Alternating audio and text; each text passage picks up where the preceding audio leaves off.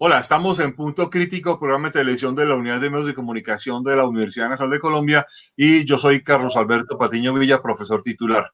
En medio de lo que hemos venido viendo sobre la pandemia, sobre qué significa el coronavirus, sobre las medidas epidemiológicas, sobre las situaciones económicas en el país, en América Latina y en el mundo, sobre las tendencias de lo que sucede en diversas partes, pues también es importante preguntarnos qué efecto está teniendo la pandemia en el contexto de la vida urbana en Colombia. Y para hablar de ello, pues hemos invitado a uno de los más reconocidos arquitectos, urbanistas y planificadores urbanos, que es el arquitecto Jorge Pérez Jaramillo, quien además ha tenido una larga trayectoria, quien además ha sido director de planeación municipal en el municipio de Medellín hace unos años y ha tenido además un papel muy importante como consultor internacional actualmente, y que está metido en el debate más importante sobre hacia dónde van las ciudades. Arquitecto Pérez Jaramillo, muchas gracias por estar con nosotros en Punto Crítico. No, gracias Carlos, es un gusto compartir con ustedes estas discusiones en las que estamos todos inmersos y tratando de aprender y entender la realidad que enfrentamos. Profesor arquitecto Pérez Jaramillo, quiero arrancar con esta pregunta. ¿Qué tanto ha alterado la pandemia la vida urbana en Colombia? Yo creo que muchísimo y me gustaría empezar por una realidad, Carlos, y es que hablamos mucho, sobre todo los que nos ocupamos de los temas formales de las ciudades, de eso, de la ciudad, y asumimos que eso es una unidad y no hay una unidad, es decir, hay una diversidad y una multiplicidad de ciudades en nuestra realidad. Y lo que tenemos enfrente es que la ciudad formal, la ciudad, digamos, planificada con las instituciones y con las condiciones de una estructura social, política, de gobierno y economía, en fin, pues funciona de una manera, pero la otra ciudad, la real, la mayoritaria, la que concentra la mayor cantidad de la población, pues tiene otras realidades, otros interrogantes y otros padecimientos. Entonces, yo he venido pensando que lo que estamos enfrentando es una circunstancia que pone en evidencia lo que yo llamo muchas pandemias que han coexistido con nosotros por muchos años. Unas pandemias que hacen parte de una tremenda condición de inequidad, de segregación, de una injusticia global que, más allá de buscar culpas, es una realidad que enfrentamos, y es las precariedades, las faltas de acceso, las limitaciones al derecho a la ciudad y todo eso que pasa en esto. Pero además, que una cosa es una mega ciudad como Bogotá y otra cosa es una pequeña municipalidad de las que hay tantas en este país. Entonces, yo creo que esta pandemia lo que nos está exponiendo enfrente los problemas que igual teníamos enfrente, pero que no queríamos ver, o que disimulábamos, o que de alguna manera actúan como una ciudad aplazada, como un arreglo colectivo, social y político. Durante muchos años hemos venido dejando como ahí, mirándola, pero sin resolverla. Como cuando uno tiene la biblioteca en la casa desordenada y no la ordena, pero yo creo que esta pandemia nos está llamando a eso, a que retos que en algunos momentos hemos llamado nueva agenda urbana, objetivos del desarrollo sostenible, ciudades resilientes, o sea, le ponemos etiquetas, pero lo que tenemos es una ciudad precaria, una ciudad indigna, una ciudad de la segregación y de la exclusión que reclama acciones, reclama otra prioridad de todos los establecimientos. Por ejemplo, tomar decisiones. A mí me ha sorprendido gratamente, pero también con cierta bronca, ver qué decisiones de Estado que se pueden tomar en 48 horas, pues se han tomado en 48 horas, porque antes no tomábamos decisiones que se podían igual decidir en favor de los problemas que tenemos enfrente. Esa es una interrogante que yo me planteo. Y yo esperaría que, sin ser demasiado optimista, pero manteniendo el optimismo, que estemos realmente aprendiendo de todo lo que estamos viviendo hoy. Bueno, yo espero que la referencia por la biblioteca que usted hacía no sea por la mía, pero en este caso debo preguntarle por algo más en esa perspectiva, y es lo que hemos observado es una profunda alteración de la vida urbana, una modificación de los hábitos, de las costumbres de los habitantes. Hemos observado una especie de reclamo de muchos sectores frente a lo que en algún momento los gobiernos nacionales y locales declararon que eran las actividades esenciales y resulta que muchos han salido a decir que sus actividades también son esenciales. Y quiero, por ejemplo, relacionar un gremio que en Italia fue muy fuerte hace un mes y medio, 2 meses, que era el de los libreros. Y los libreros salieron diciendo las librerías son esenciales para la vida urbana. ¿Cómo entender una especie de elementos amplios y complejos de los que se compone la vida urbana en el mundo contemporáneo? Pues yo me aparto de quienes están planteando que este es el fin de la sociedad urbana densa y compacta, me aparto de quienes piensan que la interacción social y las actividades colectivas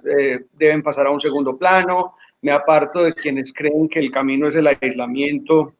y, digamos, la segregación. He estado leyendo con mucho interés los reportes sobre las megaciudades y lo que está pasando con los investigadores que hablan del transporte masivo, del transporte colectivo en casos como Hong Kong o como Nueva York o como Londres. Y en general uno va viendo que el problema realmente tiene una complejidad mayor y de lo que se trata es de construir una agenda colectiva frente a la salud pública y no necesariamente construir una agenda para el abandono de la ciudad. Es decir, hay estudios, indicadores y datos que han demostrado con mucha fuerza que es factible armonizar los problemas de la pandemia con políticas de control y de manejo de los sistemas de transporte público, de las áreas densas, de las áreas de las ciudades más compactas. El problema es el hacinamiento, el problema es la precariedad, el problema es la ausencia de, digamos, de capacidades institucionales para gobernar las ciudades. Y el problema es un asunto que no se nos puede escapar nunca en el diálogo sobre las ciudades, es que las ciudades son la gente. Es decir, sin demagogias populistas, cuando uno dice la ciudad es la gente, la ciudad es un acuerdo colectivo, social, humano, con unos patrones de conducta, con unas pautas cívicas, con unas condiciones de corresponsabilidad, que si las dejamos en el aire, si no las gestionamos, pues lo que tenemos es la ciudad como un entorno de aglomeración, como un entorno de caos y como un entorno de conflicto. De modo que yo creería que, siendo optimista, uno de los grandes saldos pedagógicos que tiene que dejar esta circunstancia que estamos viviendo es comprometernos más con el conocimiento, respetar mucho más los derechos de la gente, entender que las autoridades tienen que ser mucho más responsables con la agenda pública. Y en esto me quiero detener en un asunto. Cuando se da una discusión sobre un sistema de transporte, por ejemplo, como el caso de Bogotá, yo no soy de Bogotá y no quiero opinar en el detalle, pero en el concepto es, yo creo que la primera discusión es si el sistema de transporte va a beneficiar a los ciudadanos o no, si la calidad de vida de los ciudadanos va a mejorar o no. Pero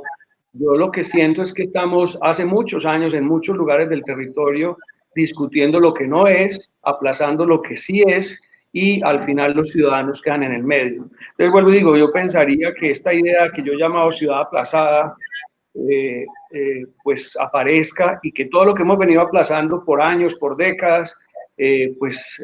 lo pongamos en las prioridades y lo empecemos a resolver. En esas prioridades, digamos, ha habido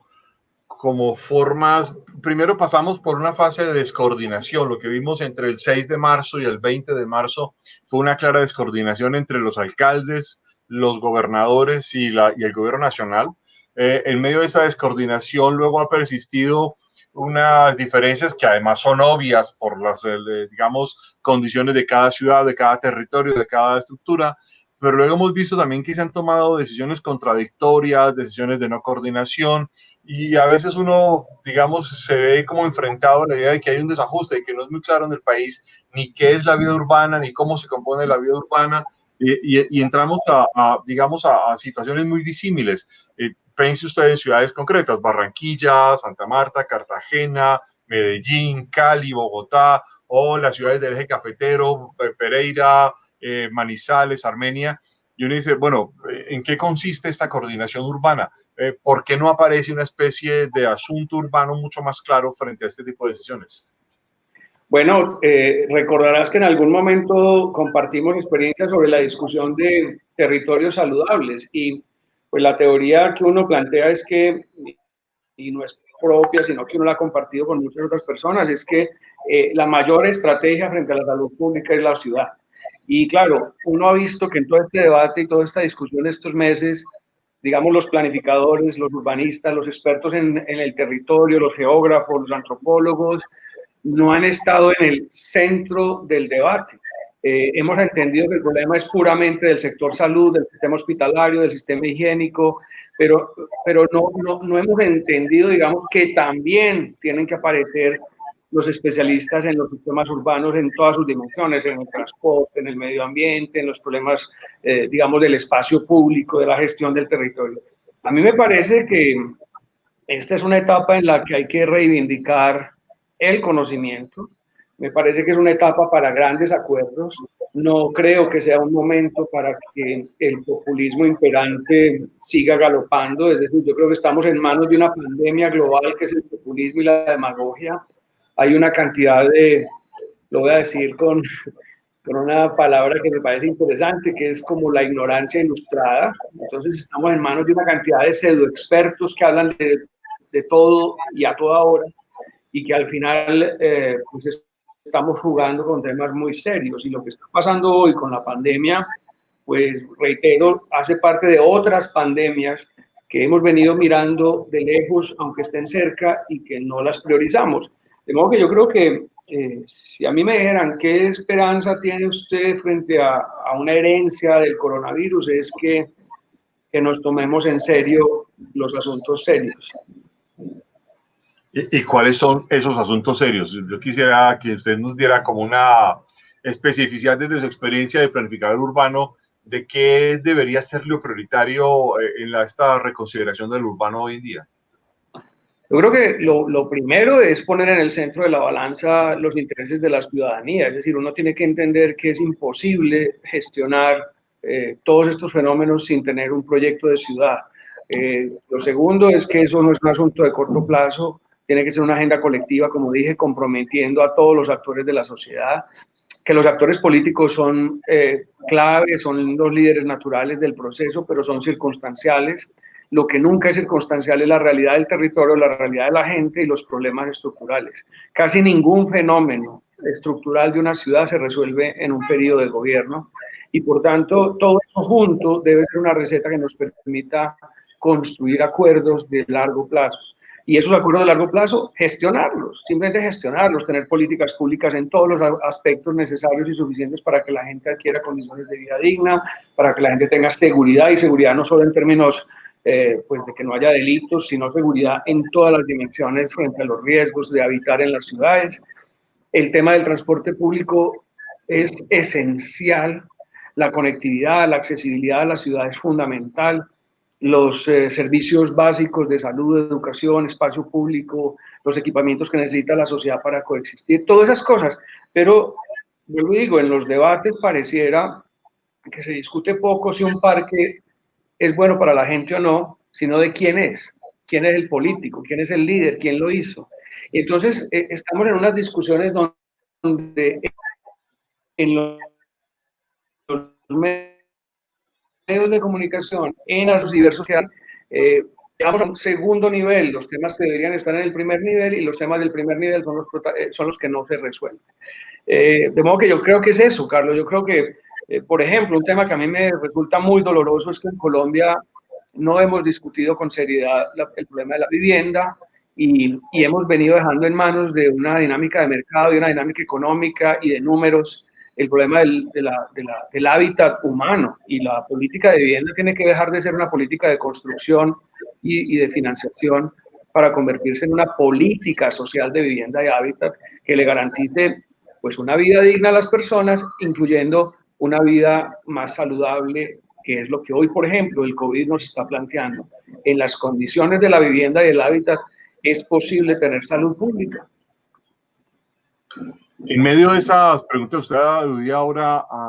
pues digamos, artículos que están circulando en medios tan importantes como New York Times o The Economist, etcétera, sobre si las grandes ciudades deben ser desurbanizadas, deben ser deshabitadas, si debe darse una especie de transformación de los mecanismos de consolidación de las grandes áreas urbanas o no, y desestimular el hecho de que las personas sigan viviendo, llegando a las ciudades. Recordará usted a alguien como Dorothy Gleiser, por ejemplo, que planteaba que las ciudades en últimas son la única posibilidad de tener una vida saludable, y acaba usted también de decir que uno de los grandes debates es cómo brindar, por ejemplo,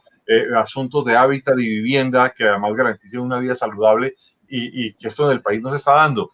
Pero no pareciera ser que la emergencia esté llevando mucho hacia eso. Si uno mira, entre otras, porque estamos en medio de un asunto de una coyuntura muy particular, y es que estamos en un conjunto de alcaldes y de gobernantes locales que acaban de comenzar su periodo, plantearon unos planes de desarrollo, y pareciera ser que los planes de desarrollo no logran tampoco adaptarse a la nueva circunstancia.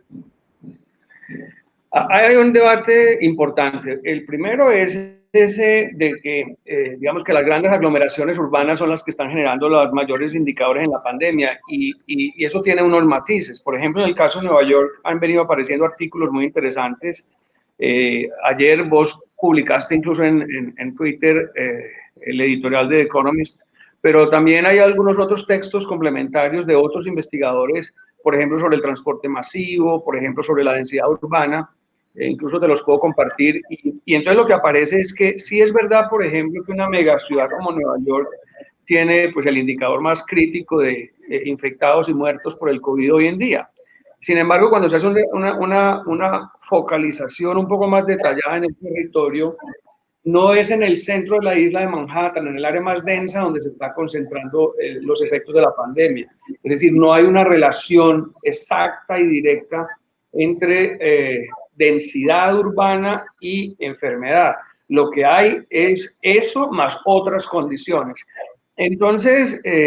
pues yo creo que eso, el adecuado liderazgo, la comprensión de que un fenómeno de esto requiere coordinación y articulación, y que en los diversos niveles del Estado debe haber una armonía frente a este tipo de problemas. Pues digo, poniendo en el centro los intereses de la población y no las agendas políticas, electorales y personales, pues yo creo que eso es clave. Hemos visto con los medios como, por ejemplo, esa controversia Cuomo, Trump, Di Blasio en Nueva York, pues lo único que ha traído es muerte, dolor y tragedia. Y lo propio, pues está empezando a verse de alguna manera en nuestro país. O sea, las tensiones entre los gobiernos locales y el gobierno nacional en algunos casos muestran diferencias. Por ejemplo, tengo que decirlo, en mi región, Antioquia tiene unos indicadores absolutamente exitosos, y las controversias que ha habido con la nación se han tramitado de la manera más sensata, prudente y sin show mediático, sino buscando que la gente no se enferme y que no se muera. Yo creo que ese es el tipo de cosas que la pandemia nos está enseñando. Yo creo que el tipo de balances que tiene que, digamos, consolidar esta sociedad después de esta pandemia son aprendizajes, vuelvo y digo, como dije hace un rato, que con las cosas serias hay que trabajar en serio y dejar de jugar con asuntos como los derechos de la gente. Que un bogotano, que un antioqueño, que un medellinense vaya de su casa al trabajo y del trabajo a su casa en condiciones dignas, sensatas en términos de tiempo y de seguridad, eso no debería estar aplazado. Y discusiones como los transportes masivos, como el transporte colectivo, deben tener una agenda de toda la sociedad, no son el patrimonio de un alcalde, de un grupo, de un partido, de un sector. Entonces me parece que son aprendizajes necesarios, porque de lo contrario vamos a coexistir con esta y otras pandemias por varias décadas hacia adelante. Usted publicó hace poco un libro en una editorial que tiene una producción muy bella de libros, que es Editorial Turner, y publicó un libro que se llama Medellín, Urbanismo y Sociedad. Yo le quisiera preguntar desde el marco de la experiencia de producir ese libro, que además recoge su experiencia como planificador, como urbanista, como arquitecto, y como alguien que ha observado la dinámica de los gobiernos urbanos, si uno podría llegar a la conclusión de que a veces pareciera que hay gobiernos urbanos que gobiernan lo urbano sin tener concepción de lo urbano, o estando en contra de lo urbano en sentido contemporáneo. Yo creo que no hay duda, Carlos, por lo menos para mí, yo creo que los gobiernos muchas veces están en el área urbana, pero no son gobiernos urbanos. Y yo creo que hay una circunstancia, sobre todo en los últimos años, en donde la demagogia y el populismo se ha apoderado de uno una serie de clichés que le permiten a ciertos tipos de líderes vender un producto de liderazgo, un producto de conocimiento, un producto de empoderamiento de los intereses de la sociedad, y lo único que se saben son los titulares y sin contenido. Es como esos alumnos que uno a veces tiene que se saben todos los títulos de los libros, pero no se han leído ninguno. Entonces yo creo que estamos en manos de un reto con esta pandemia y, como dije, las otras pandemias de la inequidad, de la segregación, de la precariedad, de la informalidad, es que tenemos que tener gobiernos urbanos con mayúscula. Y urbanos con mayúscula significa que tengan capacidad de comprender la complejidad y la magnitud de lo urbano, que se acompañen de coequiperos que tengan a su vez el conocimiento, la experticia de asumir el reto de manejar y gestionar los problemas complejísimos que tienen en sus manos. Y entonces lo que uno debería tener es la certeza de que, estando de acuerdo o no con el líder, lo que entienda es que hay un interlocutor competente en el tema y que sabe de lo que está hablando. En mi caso personal, yo lo que he visto con tristeza y lo reflejo en el libro es que Medellín, de alguna manera, entre la crisis extrema del año 90, 91, de esos años finales de los 80, que fue realmente una crisis estructural, no solo por el narcotráfico y la violencia, sino de declive económico, de ausencia de democracia local, porque recuerden que hasta el 89 no teníamos elección popular de alcaldes, en fin, pues lo que hizo la ciudad durante los años 90 fue construir su democracia, y la construyó con buenos líderes y con una sociedad comprometida con esos líderes. Entonces, de alguna manera yo pienso que se dio un proceso político de formación conjunta de un proyecto de ciudad, pero en lo que hemos caído después, particularmente en los últimos años, es en una idea de que la ciudad soy yo, el proyecto soy yo, y ese populismo y esa egolatría conduce a la sin salida, porque entonces son liderazgos que no gobiernan lo urbano, sino que gobiernan su personalidad. Pues, arquitecto Pérez Jaramillo, quiero agradecerle mucho haber estado con nosotros en Punto Crítico hoy. Creo que nos da a usted un punto importante de reflexión sobre el urbano, y a ustedes lo esperamos en una próxima emisión. Muy amables. Muchas gracias, profesor, arquitecto. Gracias.